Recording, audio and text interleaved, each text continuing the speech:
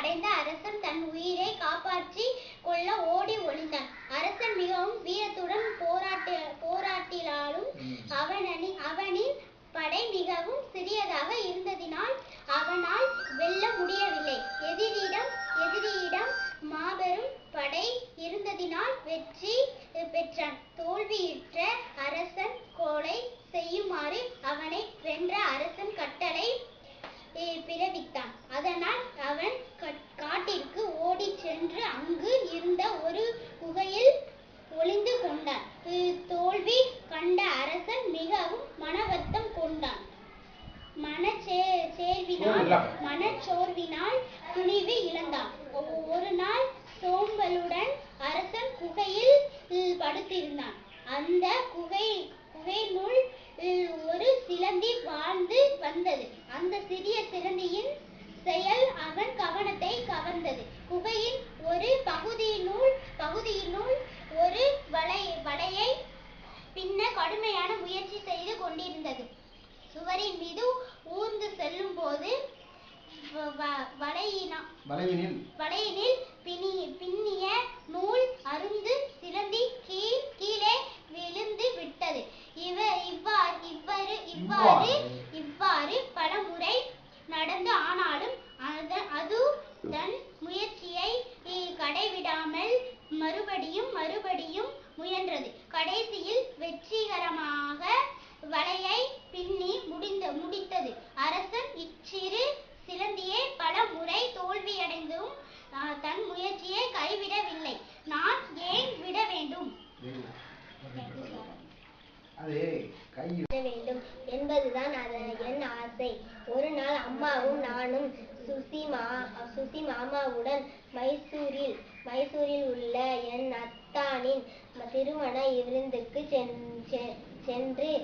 சென்று கொண்டிருந்தோம். யார் கண்ணிலும் படாமலிருக்க நாங்கள் இரவிலேயே மட்டும் பயணம் செய்தோம். பகலிலே பாறை நிழலிலும் பதுங்கி இப்போம். எனக்கு ஒரே உற்சாகம். எப்போதும் பாடிக்கொண்டே இருக்க வேண்டும் போல் இருந்தது.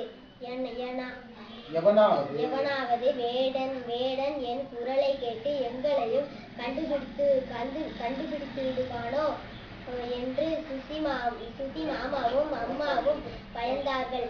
அவர்கள் பயந்தபடியே நடந்துவிட்டது. நாங்கள் திப்பு சுல்தானின் பழைய அரண்மனை இருக்கிறதே, அந்த ஸ்ரீரங்க பட்டணத்தில் எல்லையை அடைந்தோம். பசித்து வந்தனர். ஒரு நாள் இரை தேடி அவை இரண்டும் வெளியே போயிருந்த சமயத்தில் ஒரு சிட்டுக்குருவி பறந்து வந்து தூக்கணாங்குருவியின் கூட்டுக்குள் நுழைந்து கொண்டது. சிறிது நேரத்தில் கொல்லாம் ஒரு தூக்கணாங்குருவி பறந்து வந்தது.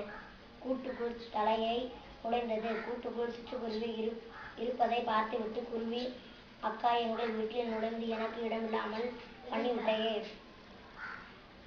தயவு செய்து வெளியே போய்விடு என்று கெஞ்சி கேட்டுக்கொண்டது. ஓடிப்போ, உன்னால் முடிந்ததை பார்த்துக்கொள். இனிமேல் இது என் வீடு. நான் இதை விட்டு போக மாட்டேன் என்று குருவி மறுத்து விட்டது. தூக்கணாங்குருவி அங்கிருந்து வருத்தத்துடன் யோசனையுடன் பறந்து போனது. சிட்டுக்குருவி கூட்டில்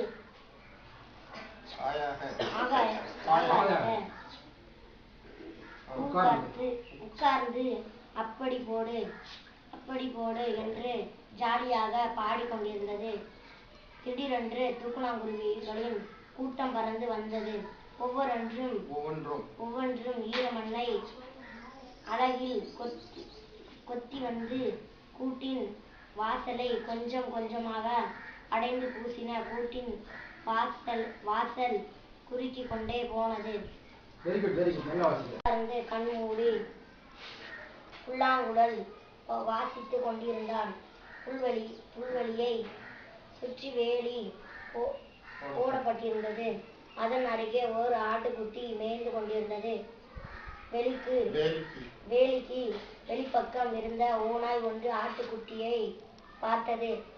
வேலிக்குள் முகத்தை நுழைந்து கொண்டு ஓநாய் எதையோ பார்ப்பது போல பாசாங்கு செய்தது. அதை பார்த்த ஓர் ஆட்டுக்குட்டி, உனக்கு என்ன வேண்டும் என்று கேட்டது. ஒரு கூடு கட்டி அதில் வசித்து வருகிற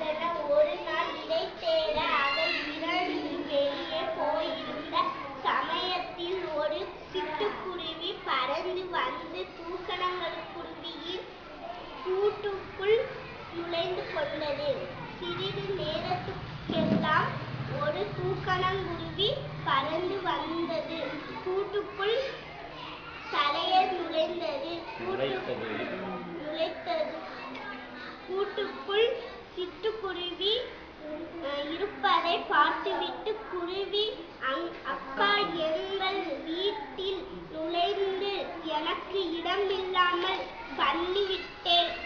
பண்ணிவிட்டாயே, தயவு செய்து வெளியே போய்விடு என்று கெஞ்சி கேட்டுக்கொண்டது. போடி போ, உன்னால் முடிந்ததை பார்த்துக்கொள், இனிமெல்லாம் இது என் வீடு, நான் இதை விட்டு போக மாட்டேன் என்று குருவி மறுத்து விட்டது. தூக்கணாங்குருவி அங்கிருந்தது. வருத்தத்துடனும் யோசனையுடனும் பறந்து போனது. சிட்டுக்குருவி தோல்வியடைந்த அரசன் தன் உயிரை காப்பாற்றிக் கொள்ள ஓடி ஒளிந்தான். அரசன் மிகவும் வீரத்துடன் போரிட்டாலும் அவன் படை மிகவும் சிறியதாக இருந்தினால் அவனால் வெல்ல முடியவில்லை. எதிரிடம் மாபெரும் படை இருந்தினால் வெற்றி பெற்றன. தோல்வியுற்ற அரசனை கொலை செய்யுமாறு அவனை வென்ற அரசன் கட்டளை பிறப்பித்தான். அதனால் அவன் காட்டிற்கு ஓடிச் சென்று அங்கே இருந்த ஒரு குகையில் ஒளிந்து கொண்டான். தோல்வி கண்ட அரசன் மிகவும் மனவருத்தம் கொண்டான். மனச்சோர்வினால் துணிவு இழந்தான். ஒரு நாள் சோம்பாலுடன் அரசன் குகையில் படுத்திருந்தான். அந்த குகையிலுள் ஒரு சிலந்தி வாழ்ந்து வந்தது. அந்த சிறிய சிலந்தி செயல் அவன் கவனத்தை கவர்ந்து குகையில் ஒரு பகுதியுள் ஒரு வலையை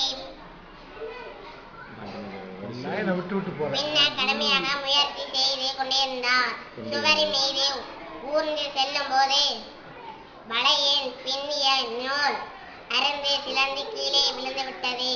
இவ்வாறு பலமுறை நடந்தது. ஆனாலும் அது தான் முயற்சியை கடைவிடாமல் மறுபடியும் முயன்றது. கடைசியில் வெற்றிகரமாக வலையை பின்னி முடித்தது. அரசன் சிறுநியை போல பல முறை தோல்வியை அடைந்து தன் முயற்சியை கைவிடவில்லை. நான் ஏன் விட வேண்டும்? கடற்கரை ஓரம் இருந்த ஊரில் ஒரு கலங்கரை விளக்கு இருந்தது. அந்த கடற்கரை ஓரம் கப்பல் போக்குவரத்து அதிகம், பாறைகள் நிறைந்த கடல் பகுதியானதால் கப்பல்கள் பாறை பகுதியை தவிர்த்து பத்திரமாக செல்ல வகை செய்யும் வண்ணம் அந்த கலங்கரை விளக்கை அமைத்திருந்தார்கள்.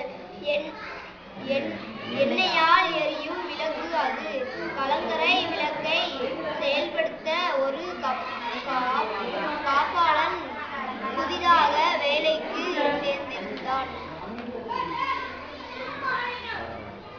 வாரம் கலங்கரை விளக்கிற்கு தேவையான எண்ணெயை கப்பல் நிறுவனங்கள் அவனுக்கு தப்பாமல் அனுப்பி கொண்டிருந்தன. காப்பாளரின் முக்கியமான வேலை கலங்கரை விளக்கை காப்பது மற்றும் விளக்கு அணையாமல் அதை செலுத்தி கொண்டிருப்பது மட்டுமே. எல்லாம் நன்றாக பெய்து கொண்டிருந்தது. ஒரு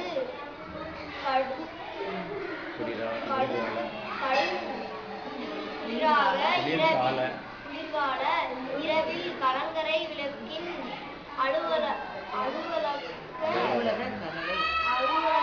கதவையே யாரோ தட்டினார்கள். காப்பாளன் கதவை திறந்து பார்த்தான். பக்கத்து ஊரை சேர்ந்த முதியவர் ஒருவர் குளிரில் நடுங்கிக் கொண்டே நின்று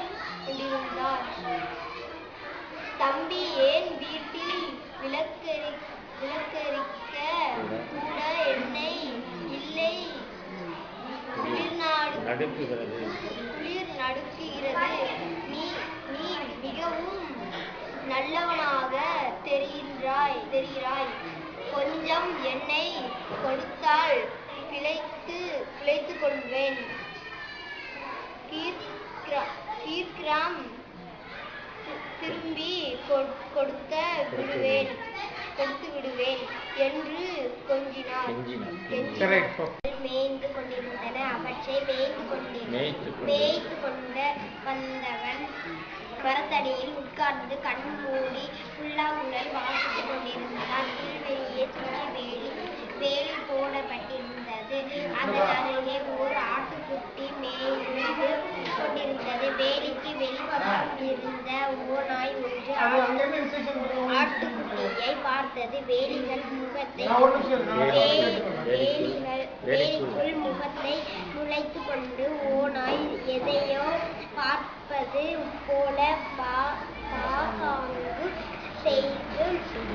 செய்தது. அதை பார்த்த ஓர் ஆட்டுக்குட்டி, உனக்கு என்ன வேண்டும் என்று கேட்டது. ஓநாயும், நண்பா, இங்கே இலசான புல் கிடைக்குமா என்று பார்க்கிறேன். இளம்புல் என்றால் எனக்கு ரொம்ப பிரியம். அதை தின்று சில்லென்று தண்ணீரை குடித்தால் எவ்வளவு நன்றாக இருக்கும். உங்களுக்கெல்லாம் அந்த யோகம் கிடைத்திருக்கிறது. எனக்கு அது கிடைக்கவில்லை என்று வருத்தத்துடன் கூறியது. அப்படியா, நீ புல்லா சாப்பிடுவாய், நீ மாமிசத்தான் சாப்பிடுவாய் என்று என் அம்மாவும் அப்பாவும் சொன்னார்களே என்று ஆசிரியருடன் கேட்டது. ஆட்டுக்குட்டி, அதெல்லாம் சுத்த பொய் என்றது ஓநாய். அப்படி என்றால் நான் வெளியே வந்து மலையின் அந்த பக்கம் இளம்புல் இருக்கும் இடத்தை காட்டுகிறேன். நாம் 2 பேரும் போய் அதை சாப்பிட்டுவிட்டு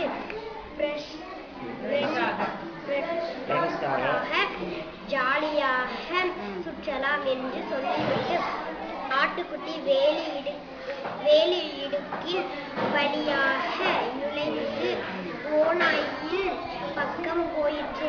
உடனே ஓநாய் அதன் மீது பாய்ந்து அதை கொன்று தின்றது. அந்த ஆட்டுக்குட்டிக்கு தானாக தெரியவில்லை. அது போகட்டும், பரவாயில்லை. அனுபவம் நிறைந்த அம்மா அப்பா பேச்சை கேட்டிருந்தால் மதிப்பு வாய்ந்த தன் உயிரை இழந்திருக்காது அல்லவா?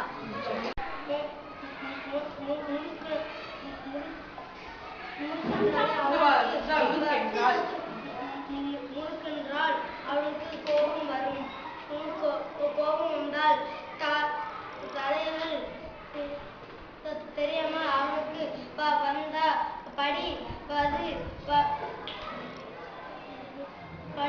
வயது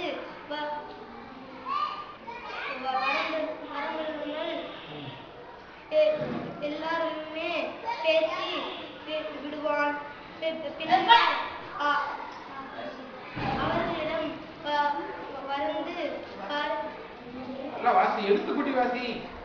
வருத்தப்படுவான்.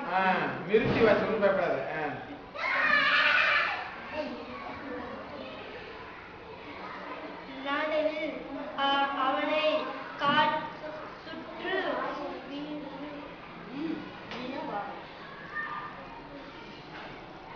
வட்டாரத்தில் பலருக்கு இதனாலே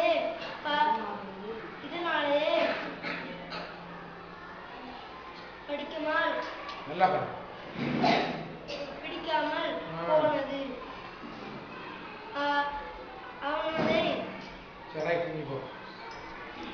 வீட்டில் வெள்ள ஆடும் செம்பரி ஆடு இருந்தன. அவை இரண்டும் நெருங்கிய நண்பர்களாக இருந்தன. எங்கே சென்றாலும் ஒன்றாகவே சென்றன. உழவருக்கும் அவை நன்றாகவே உழைத்தன. ஆனாலும் அவன் சரியாக சாப்பாடு போடுவது இல்லை. ஒரு நாள் தோட்டத்தில் விளையும் சுவையான செடிகளை அவை கடித்து சாப்பிட்டான். அதை கண்டு கோபம் கொண்ட உழவர் ஆத்திரமாக, நீங்கள் இனிமேல் இங்கே இருக்க கூடாது. இருந்தால் உங்களை கொன்று விடுவேன். எங்காவது போய் விடுங்கள் என்று விரட்டினர். இரண்டு ஆடுகளும் தங்கள் பொருள்களை ஒரு சாக்கு பையில் போட்டன. அந்த பையை தூக்கி கொண்டு புறப்பட்டன. நான் கட்ட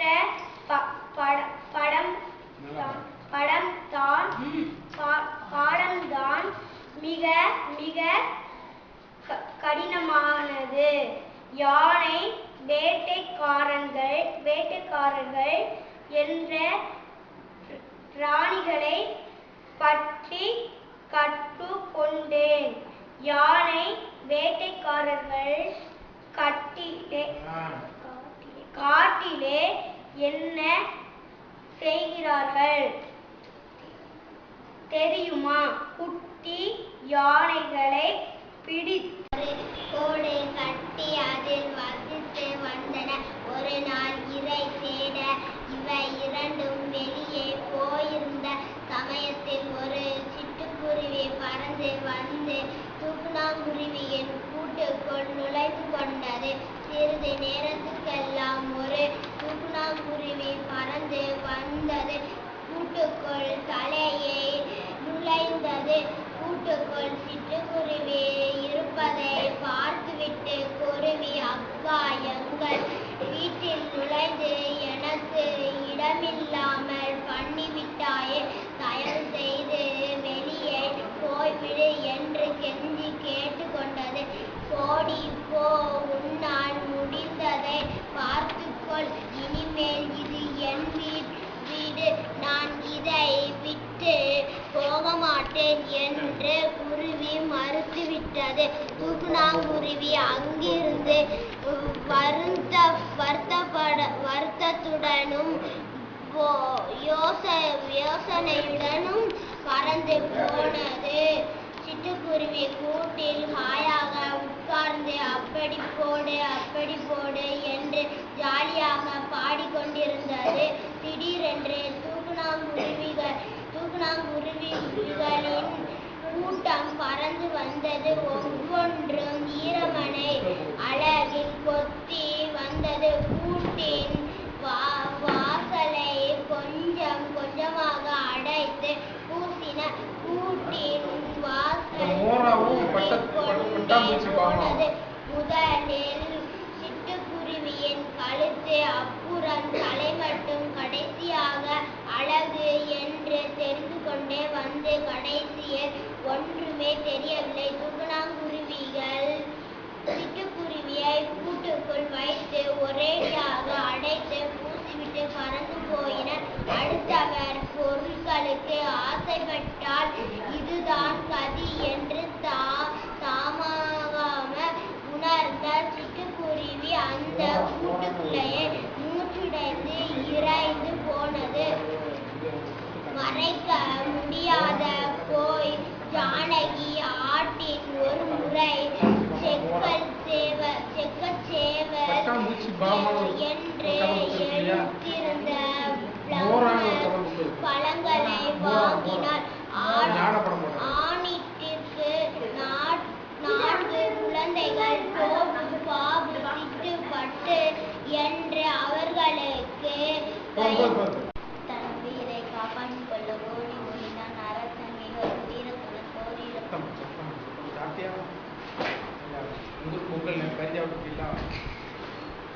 போரிட்டாலும் அவனின் படை மிகவும் சிறியதாக இருந்ததினால் அவனால் வெல்ல முடியவில்லை. எதிரியிடம் மாபெரும் படை இருந்ததினால் வெற்றி பெற்றாலும் தோல்வியுற்ற அரசனை கொலை செய்யுமாறு அவனை வென்ற அரசன் கட்டளை பிறப்பித்தான். அதனால் அவன் காட்டிற்கு ஓடிச் சென்று அங்கு இருந்த ஒரு குகையில் ஒளிந்து கொண்டான். தோல்வி கண்ட அரசன் மிகவும் மனவருத்தம் கொண்டான். மனச்சோர்வினால் துணிவு இழந்தான். ஒரு நாள் சோம்பலுடன் அரசன் குகையில் படுத்திருந்தான். அந்த குகையினுள் ஒரு சிலந்தி வாழ்ந்து வந்தது. அந்த சிறிய சிலந்தியின் செயல் அவன் கவனத்தை கவர்ந்து குகையின் ஒரு பகுதியினுள் ஒரு வலையை பின்ன கடுமையாக முயற்சி செய்து கொண்டிருந்தது. சுவரின் மீது ஊர்ந்து செல்லும் போது வலையினில் பின்னிய நூல் அறுந்தது. சிலந்தி கீழே விழுந்துவிட்டது. அவ்வாறு பலமுறை நடந்தது. ஆனாலும் அது அதன் முயற்சியை கடைவிடாமல் மறுபடியும் முயன்றது. கடைசியில் வெற்றிகரமாக வலையை பின்னிவிட்டது. அரசன் இச்சிறு சிலந்தியை பலமுறை தோல்வியடைந்தும் தன் முயற்சியை கைவிடவில்லை. நான் ஏன் விட வேண்டும்? நானே அரசன். நான் மறுபடியும் முயற்சி செய்ய வேண்டும் என்று எண்ணினான். மறுபடியும்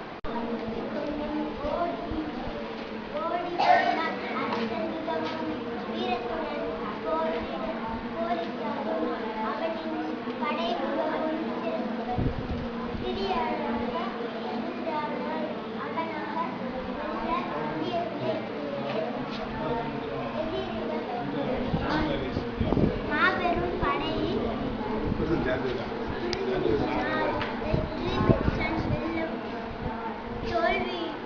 தோல்வியுற்ற அரசனை கொலை செய்ய அவனை வென்ற அரசன் கட்டளை பிறப்பித்தான். அவனால் அவன் காட்டிற்கு ஓடி சென்று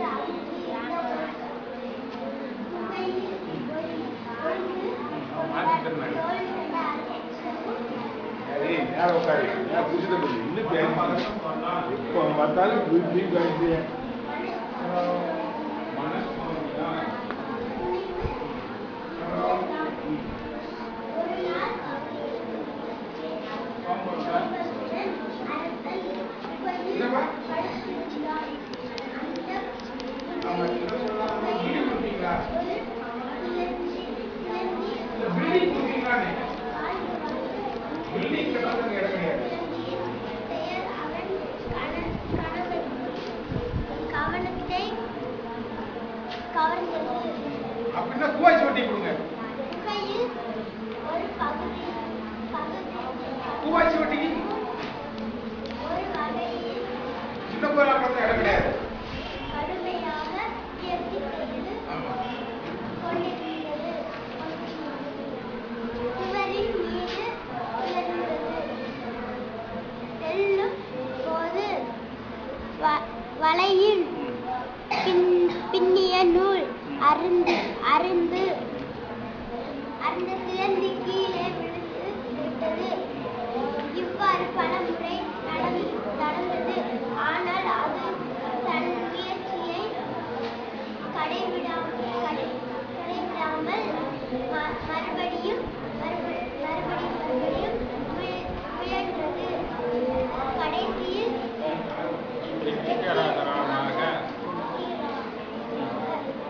வலையை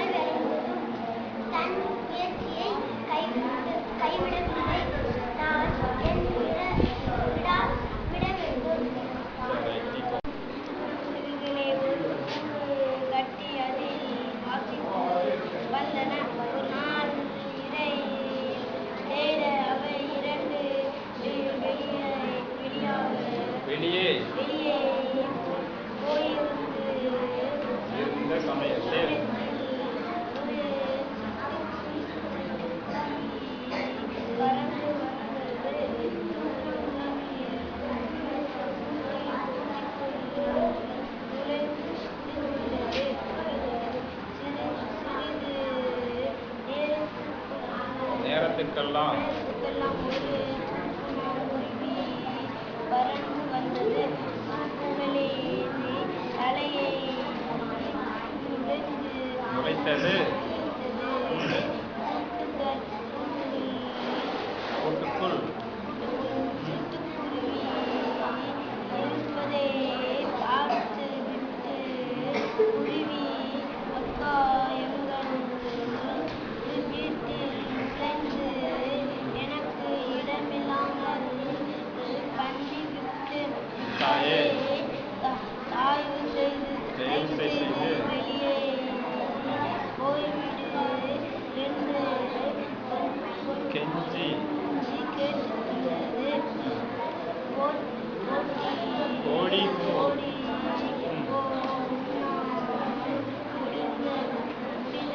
முடிந்ததை பார்த்து கொள்ள இனிமேல் இது என் வீட்டு, நான் இந்த வீட்டில் போக மாட்டேன் என்று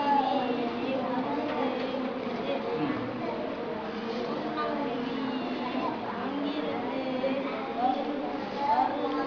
வருத்தத்துடன் யோசனையுடனும் பறந்து போனது. சிட்டுக்குருவி கூட்டில் ஆயாக உட்கார்ந்து அப்படி போடு ஐயா ஜாலியாக படித்துக் கொண்டிருந்தது. திடீரென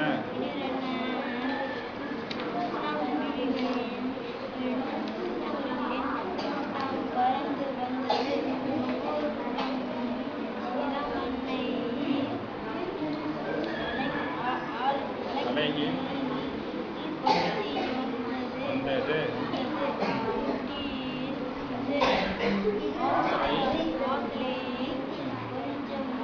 கொஞ்சம் கொஞ்சமாக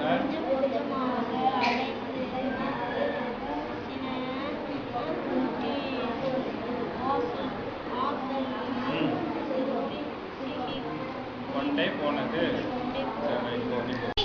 கடமைகளில் முழு கவனம் வேண்டும். கடற்கரை ஓரம் இருந்த ஊரில் ஒரு கலங்கரை விளக்கு இருந்தது. அந்த கடற்கரை ஓரம் கப்பல் போக்குவரத்து அதிகம்.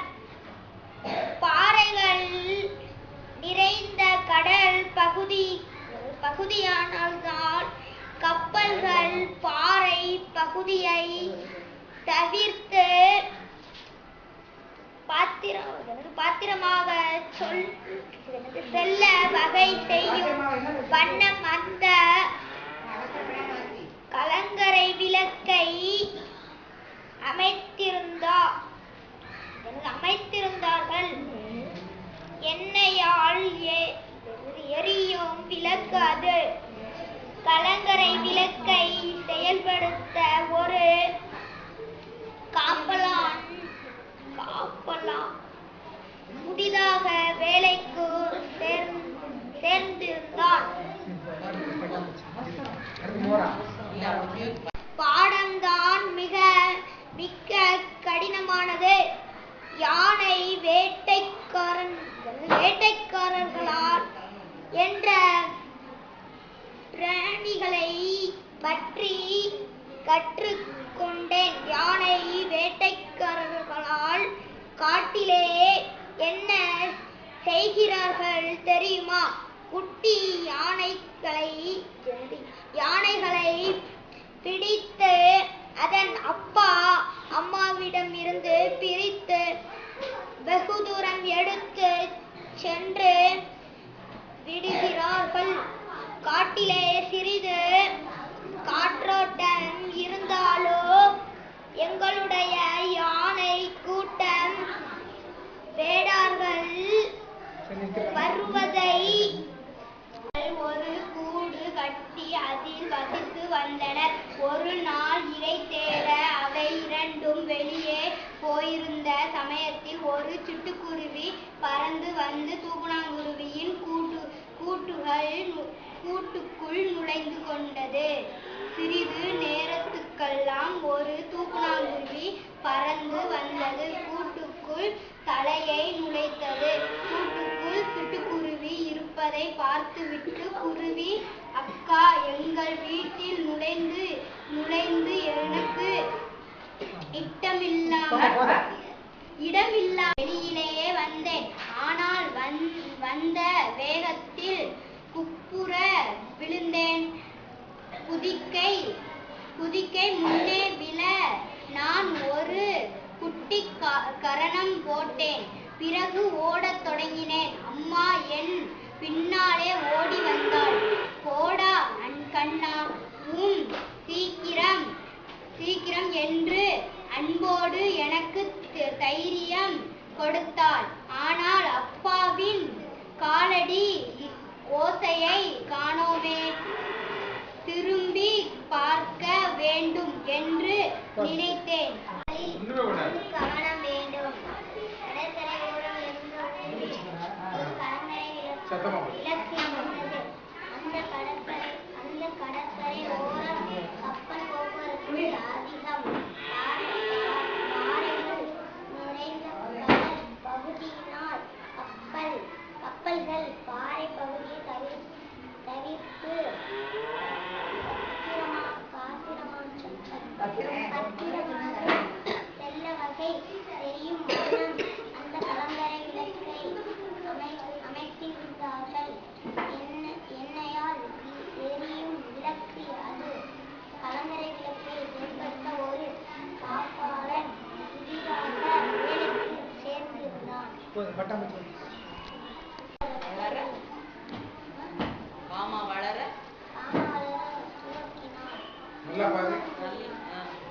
அவனுடைய ரெக்கைகள்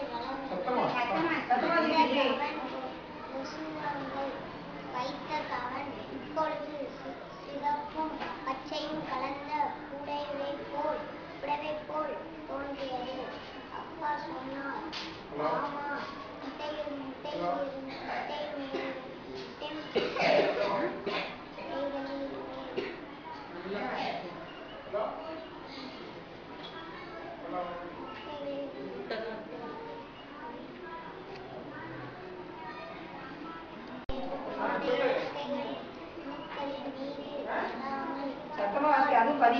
எல்லாம்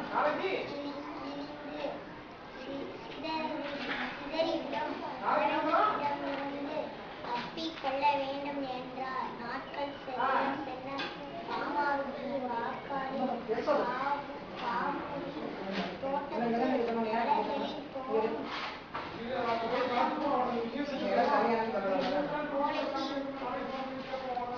அப்பாவும் அம்மாவும் பக்கத்திலே உள்ள தோட்டங்களுக்கு செல்லும்போது இருப்பாள். ராமா பலமுறை அவளை தேடி வருவார். அவளை காப்பாற்றிக் கொள்ள ஓடி ஒளிந்தாள். அரசன் மிகவும் வீரத்துடன் போரிட்டாலும் அவனின் படை மிகவும் சிறியதாக இருந்ததினால் அவனால் வெல்ல முடியவில்லை. எதிரியிடம் மாபெரும் படை இருந்ததினால் வெற்றி பெற்றான். தோல்வியுற்ற அரசனை கொலை செய்யுமாறு அவனை வென்ற அரசன் கட்டளை பிறப்பித்தான். அதனால் அவன் காட்டிற்கு ஓடிச் சென்று அங்கு இருந்த ஒரு அரசன் குகையில் படுத்திருந்தான். அந்த குகையினுள் ஒரு சிலந்தி வாழ்ந்து வந்தது. அந்த சிறிய சிலந்தியின் செயல் அவன் கவனத்தை கவர்ந்தது. குகையின் ஒரு பகுதியினுள் ஒரு வலையை பின்ன கடுமையாக முயற்சி செய்து கொண்டிருந்தது. சுவரின் மீது ஊர்ந்து செல்லும் போது வலையினில் பின்னிய நூல் அருந்து சிலுந்தி கீழே விழுந்து விட்டது. இவ்வாறு பல முறை நடந்து ஆனாலும் அது தன் முயற்சியை கடைவிடாமல் மறுபடியும் முயன்றது. கடைசியில் வெற்றிகரமாக வலையை பின்னி முடித்தது. அரசன் இச்சிறு சிலந்தியை பல முறை தோல்வியடைந்தும் தன் முயற்சியை கைவிடவில்லை. நான் ஏன் விட வேண்டும்? நானோ அரசன். நான் மறுபடியும் முயற்சி செய்ய வேண்டும் என்று எண்ணினார். மறுபடியும் தன் எதிரியுடன் போர் புரிய தீர்மானித்தான். அரசன் தான் வசித்த காட்டிற்கு வெளியே சென்று தன்னம்பிக்கையான ஆட்களை சந்தித்தான். தன் நாட்டில் உள்ள வீரர்களை ஒன்று சேர்த்து பலம் மிகுந்த ஒரு படையை உருவாக்கினான். தன் எதிரிகளுடன் தீவிரமாக போர் புரிந்தான். கடைசியில் போரில் வெற்றியும் பெற்றான். அதனால் தன் அரசை திருப்ப பெற்றான். தனக்கு அறிவுரை போதித்த அந்த சிலந்தியை அவன் என்றுமே மறக்கவில்லை. அத்தைமார்களும் ஓடிக்கொண்டிருந்தார்கள். புதர்களையும் மரங்களையும் இடித்து தள்ளிக்கொண்டு ஓடினார்கள். அதனால் நான் ஓடுவதற்கு நல்ல வழி கிடைத்தது. ஓடினேன், நிற்காமல் ஓடிக்கொண்டே இருந்தேன். சிறிது தூரம் சென்று பார்த்தேன், யாரையும் காணோம். நான் மட்டும் தனியாக இருந்தேன். அம்மாவை கூட அருகிலே காணோம். நின்று பார்த்தேன். அதோ அம்மா தலையை பின்புறமாக திருப்பி அப்பா வருகிறாரா என்று பார்த்தபடி நின்றாள் அம்மா. அப்போது ஒரு பயங்கர நிகழ்ச்சி நடந்தது. என் தலைக்கு மேலே கிர் என்று ஏதோ பாய்ந்து சென்றது. நெஞ்சில் பயத்துடன் நடுங்கிக் கொண்டே நின்றேன். நான் பயந்தபடி ஆகிவிட்டது. கையிலே இரும்பு துதிக்கை வைத்திருந்தானே அந்த படுபாவி என் அப்பாவை நெஞ்சிலே சுட்டுவிட்டான். அப்பா புதரிலே புரண்டு விழுந்தார். இருமுறை பிளிறினார். பிறகு ஆடவில்லை, அசையவில்லை. அம்மா ஓவென்று அலறினார். என்னால் ஒன்றுமே செய்ய முடியவில்லை. கதறி அழ வேண்டும் என்று தான் நினைத்தேன். ஆனாலும் துக்கம் தொண்டையை அடைத்துக் கொண்டது. பயம் என்னை கவ்விக் கொண்டது. அம்மாவிடம் நடந்து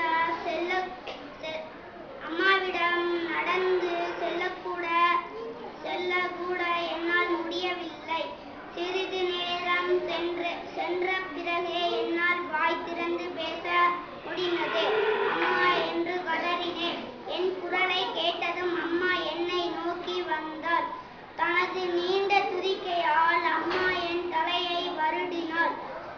நான் அம்மாவுடன் ஒட்டி உரசி நின்று கொண்டேன். அம்மா என்னை அணைத்து முத்தமிட்டாள். ஒரு புல்வெளியில் ஆடுகள் மேய்ந்து கொண்டிருந்தன. அவற்றை மேய்ந்து கொண்டு வந்தவன் மரத்தடியில் உட்கார்ந்து கண்மூடி புல்லாங்குழல் வாசித்துக் கொண்டிருந்தான். புல்வெளியை சுற்றி வேலி போடப்பட்டிருக்கிறது. அதன் அருகே ஓர் ஆட்டுக்குட்டி மேய்ந்து கொண்டிருந்தது. வேலிக்கு வெளிப்பக்கம் இருந்த ஓடை ஒன்று ஆட்டுக்குட்டியை பார்த்தது. வேலிக்குள் முகத்தை நுழைத்து கொண்டு ஓடா எதையோ பார்ப்பது போல பாசங்கும் செய்தது. அதை பார்த்த ஓர் ஆட்டுக்குட்டி உனக்கு என்ன வேண்டும் என்று கேட்டது. குவாலியர் அருகில் இருந்த ஒரு கிராமத்தில் முகர்ந்து மிஸ்ரா என்ற கவிஞர் தன் மனைவியுடன் வசித்து வந்தார். செல்வந்தரான அவர்களுக்கு குழந்தை இல்லையே என்பது ஒரே குறையாக இருந்தது. புகழ்பெற்ற இசைவல்லினரும் துறவியுமான முகம்மது கவுஸ் என்பவரின் ஆசி கிடைத்தால் குழந்தை பிறக்கும் என்று ஒரு நண்பர் கூறினார். எனவே மிஸ்ரா குவாலியருக்கு சென்றார். மிஸ்ராவின் கையில் ஒரு புனித கயிறு தாயத்தை கட்டிய முகம்மது கவுஸ் இறைவன் உங்களுக்கு ஆண் குழந்தையை தரட்டும் என்று ஆசி கூறினார். சில மாதங்களில் குழந்தை பிறந்தது. குழந்தைக்கு கான்சேன் என்று பெயரிட்டனர். பதன்கோட் தாக்குதலை தொடர்ந்து ரூபாய் 8,000 கோடியில் பாதுகாப்பு ஏற்பாடுகள். புதுடெல்லி பிப்ரவரி 4 பதன்கோட் தாக்குதலை தொடர்ந்து மேற்கு பிராந்தியத்தில் உள்ள இந்திய விமானப்படை தளங்களுக்கு அத்துமீறி நுழைகிறவர்களை கண்டவுடன் உத்தரவு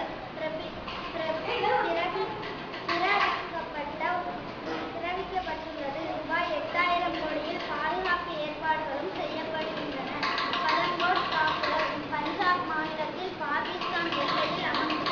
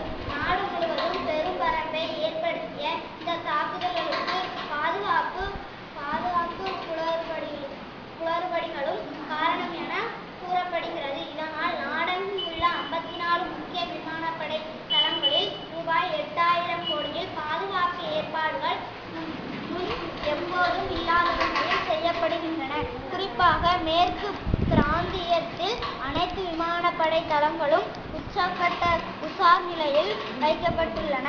கண்டவுடன் சுட்டுத் தள்ள உத்தரவு. இந்த தளங்களுக்குள் யாரேனும் அத்துமீறி நுழைந்தால் அவர்களை கண்டவுடன் சுட்டுத் தள்ள உத்தரவிடப்பட்டுள்ளது. இந்திய விமானப்படை தளங்களில் சுற்றுப்புற பாதுகாப்பு திட்டத்தில் நவீன வேலிகள் அமைத்தல், அதிர்வு கண்டறியும் அமைப்பினை ஏற்படுத்துதல், ஆளில்லா விமானங்கள் மூலம் கண்காணித்தல், தெர்மல் கேமராக்கள் அமைத்தல் ஆகியவை செய்யப்படுகின்றன என விமானப்படை வட்டாரங்கள் தெரிவிக்கின்றன. இந்தியாவில் கண்டுபிடிப்பு. ஹைதராபாத் சோதனைக்கு தயாராக இருப்பதாக மருந்து தயாரிப்பு நிறுவனம் அறிவிப்பு. ஹைதராபாத் பிப்ரவரி 4. உலக நாடுகளை அச்சுறுத்தி வரும் ஜிகா வைரஸை கட்டுப்படுத்தும் தடுப்பூசி தயாரிப்பில் முன்னேற்றம் ஏற்பட்டு உள்ளதாக இந்திய மருந்து தயாரிப்பு நிறுவனம் ஒன்று அறிவித்துள்ளது. பிறவி குறைபாடுகள். ஏடிஸ் கொசுக்களால் வேகமாக பரவக்கூடிய ஜிகா வைரஸ் கடந்த ஆண்டு பிரேசிலில் தாக்க தொடங்கியது. தற்போது தென் மற்றும் மத்திய அமெரிக்காவை சேர்ந்த 23 நாடுகளில் இதய நோய் வேகமாக பரவி வருகிறது. காய்ச்சல், மூட்டுவலி, தலைவலி, உடல் தடிப்புகள் ஏற்படுத்துதல், கண்களில் எரிச்சல் என மனிதர்களுக்கு மிகவும் அபாயமாக உருவெடுத்துள்ளன. இந்த வைரஸுக்கு இதுவரை தடுப்பு மருந்துகளோ தடுப்பூசியோ கண்டுபிடிக்கவில்லை. கர்ப்பிணிகளை இந்த வைரஸ் தாக்கினால் பிறக்கும் குழந்தைகள் சிறிய தலை உள்ளிட்ட பல்வேறு பிறவி குறைபாடுகளும் பிறப்பதற்கும் வாய்ப்புகள் உண்டு என கண்டறியப்பட்டு உள்ளது. அந்த வகையில் பிரேசிலில் இதுவரை 4000க்கும் அதிகமான குழந்தைகள் இத்தகைய குறைபாடுகளுடன் பிறந்துள்ளனர். அவசர நிலை பிரகடனம். இந்த வைரஸின் வேகமான பெருக்கம் மற்றும் அதை கட்டுப்படுத்துவதற்காக வழிகள் குறித்து ஆராய்வதற்காக உலக சுகாதார அமைப்பை சேர்ந்த வல்லுநர்கள் ஜெனீவா நகரில் சமீபத்தில் கூடி ஆலோசனை நடத்தினர். இந்த கூட்டத்தை தொடர்ந்து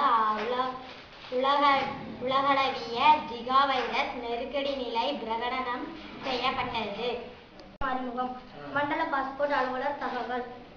பொதுமக்களுக்கு துரிதமாக ரூபாய் 1500 கட்டணத்தில் 3 நாட்கள் பாஸ்போர்ட் வழங்கும் புதிய திட்டம் அறிமுகப்படுத்தப்பட்டுள்ளது. பாஸ்போர்ட் விநியோகம். சென்னை மண்டல பாஸ்போர்ட் அலுவலர் கே. பாலகிருஷ்ணன் நிருபர்களுக்கு பேட்டி அளித்தார். அப்போது அவர் கூறியது, பொதுமக்கள் எளிமையாக பாஸ்போர்ட் பெறுவதற்காக பல நடவடிக்கைகளை மத்திய அரசு எடுத்து வருகிறது.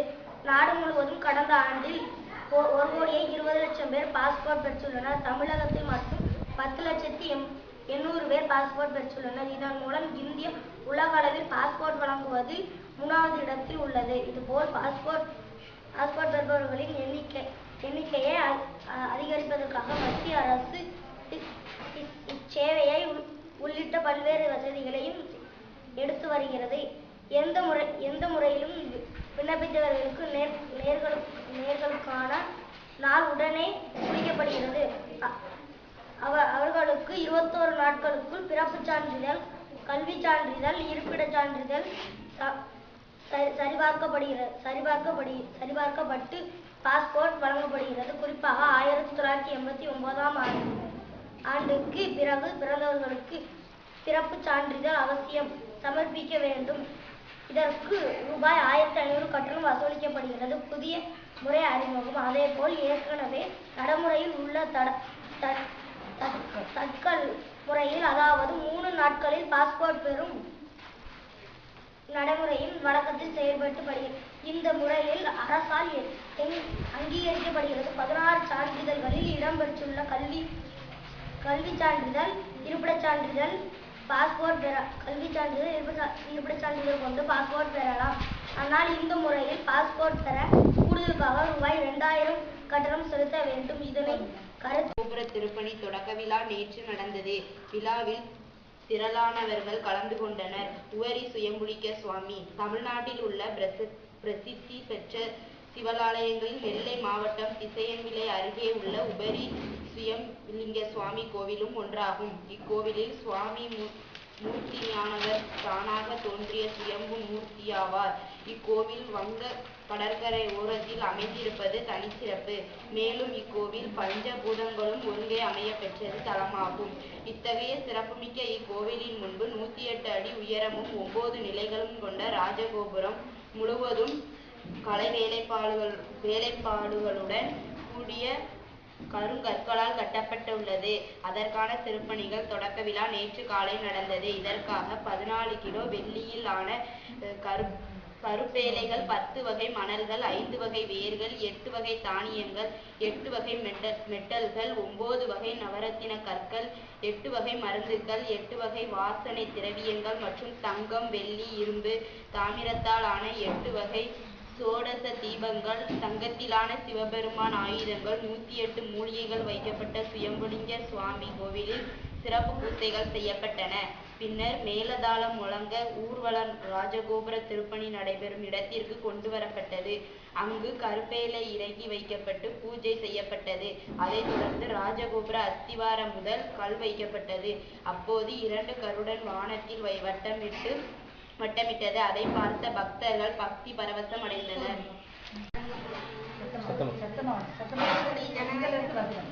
தூத்துக்குடி காமராஜர் கல்லூரியில் சர்வதேச தரவரிசை சதுரங்க போட்டி இன்று தொடங்குகிறது. தூத்துக்குடி ஜனவரி 4 தூத்துக்குடி காமராஜர் கல்லூரியில் சர்வதேச தரவரிசை சதுரங்க போட்டி இன்று தொடங்குகிறது. இது குறித்து காமராஜர் கல்லூரி முதல்வர் நாகராஜன் மற்றும் இந்திய சதுரங்க மைய தலைவர் வசீகரன் ஆகியோர் நிருபர்களுக்கு போட்டியளித்தனர். அப்போது அவர்கள் கூறியதாவது: சதுரங்க போட்டி தூத்துக்குடியில் காமராஜர் கல்லூரியின் பொன்விழா கொண்டாட்டத்தின் ஒரு பகுதியாக கடந்த ஜனவரி முதல் பல்வேறு நிகழ்ச்சிகள் நடைபெற்று வருகின்றது.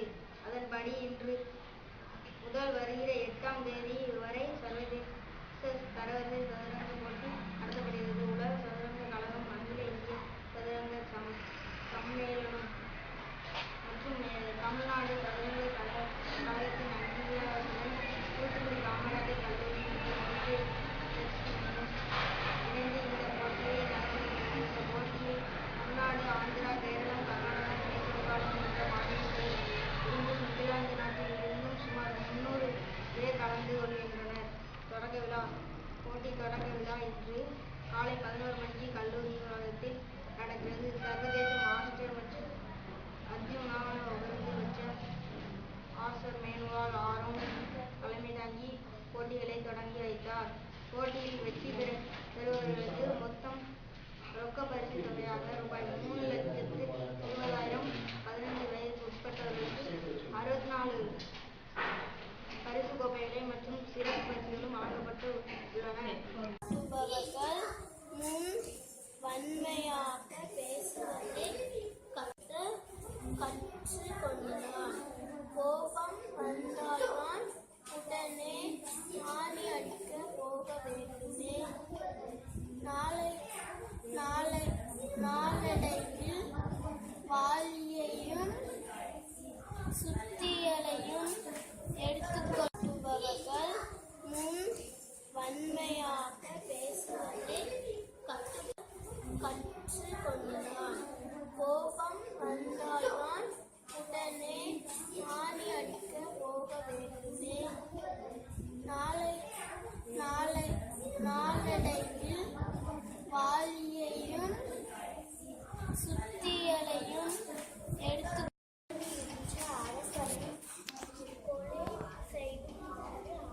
எல்லாம் நேரா உட்காந்து படி.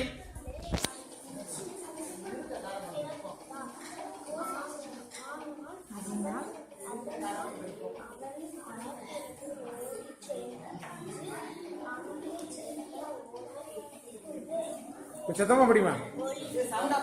சத்தம் கேட்கறேன். நல்ல சத்தமா படி. தோல்வி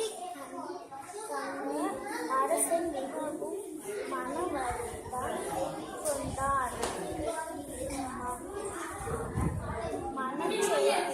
மனச்சோர்வினால்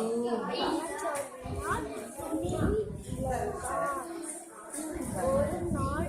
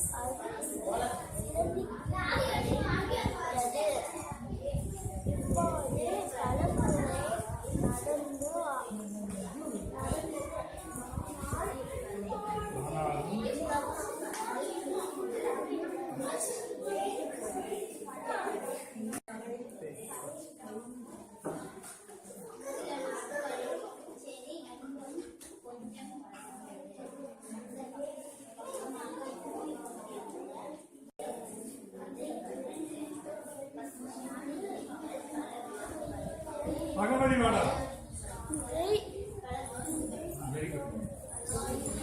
நான் தான் நோரா, ஒரு குழந்தை எனக்கு என் அப்பா வைத்த செல்ல பேர் காட்சி. என் அம்மா என்னை மிகவும் கவனமாக